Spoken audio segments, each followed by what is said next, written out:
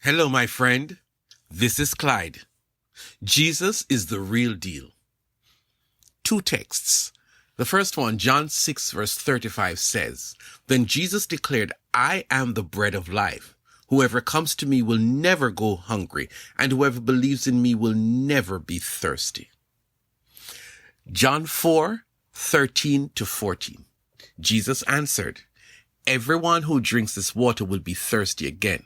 But whoever drinks the water I give them will never thirst. Indeed, the water I give them will become in them a spring of water welling up to eternal life." One of the most basic meals that one can have is bread and water. It doesn't get any less than that.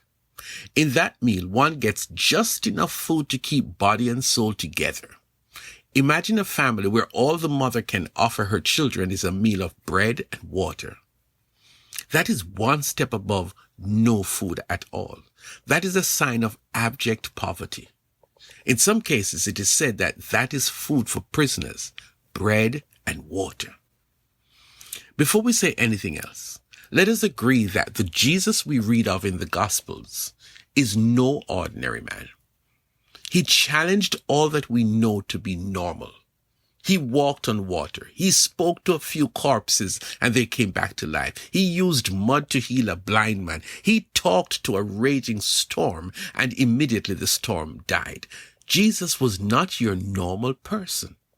If you pay attention to him sufficiently, you will discover that he had an appreciation of human situations, but he showed this uncanny ability to cross over from the natural to the spiritual, which hardly makes sense at first, but gradually you get it. You don't have to like him at first. You simply need to listen to what he has to say and what he has to offer. Then in the end, you decide whether it makes sense to embrace what he has to offer. The two texts come out of situations of confrontation. In the first instance, he talks about bread. On this occasion, Jesus stirred up an argument. The day before, he had miraculously used 5 loaves of bread and 2 fish to feed more than 5,000 people. So the next day, naturally, the people were looking for him. What does he say to them? "You're looking for me because I gave you food yesterday. How about if you looked for me so you can get food that doesn't spoil like you had yesterday?" What is he talking about? The debate started, and Jesus eventually uncovered his motive. Jesus presented himself as the bread of life. He was talking to a group of persons who knew exactly what bread was, but in this conversation, Jesus said that he is like bread, but he is not like other bread. He says he is the bread of life. Jesus said to them that bread is the basic food item that you eat when you are hungry. In fact, bread is so basic that if someone is really hungry and all you give them was bread, they would eat it because they were one step away from dying of starvation. Bread is that good. Jesus says of himself that as bread, you need him because you are one step away from death. Without this bread, you will die spiritually. But he goes one step further, and this is what is extraordinary. Jesus said that he is so much the real deal that if you engage him as the real bread, if you come to him because you need him in your life, he promises that he would never run out, that he will take care of your spiritual lack, and he is sustainable. Imagine you telling this hungry person that now that I have given you bread that saved your life, there is unlimited bread where that came from. From today and for the rest of your life, you will never have to go hungry again.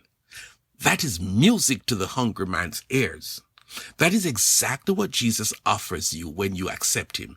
He will remain in your life as the bread that never runs out, never grows stale, and is always tasting good. Jesus is the real deal. The second text finds him offering himself as living water. Water is refreshing. Water quenches thirst.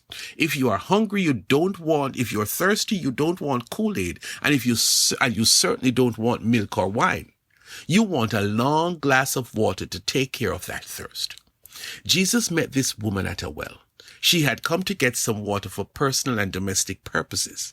The woman ended up in a conversation with Jesus, and they were going back and forth talking about water and water. What is it you are saying, Jesus? Water from the well or water of a different sort? Are you greater than those who made provisions for water to drink? That is exactly what Jesus wanted her to ask. He had her full attention, and with that he laid it all out. Jesus offered this woman himself as the living water. You know that water is vital. That is why you come to this well over and over again. Well, when you drink me, the real water, you will never thirst again. Your soul is thirsty all the time. That is why you're jumping from husband to husband, searching for something to quench your thirst. That is why you keep chasing after what this world offers: money, pleasure, the next promise of happiness. And you know that none of that does it for you. You need me. You need the living water. I will take care of all your needs because this water never runs out. It is called eternal life. My friend, you might want to stop and listen to Jesus and take the real offer that he gives, the bread of life or the living water.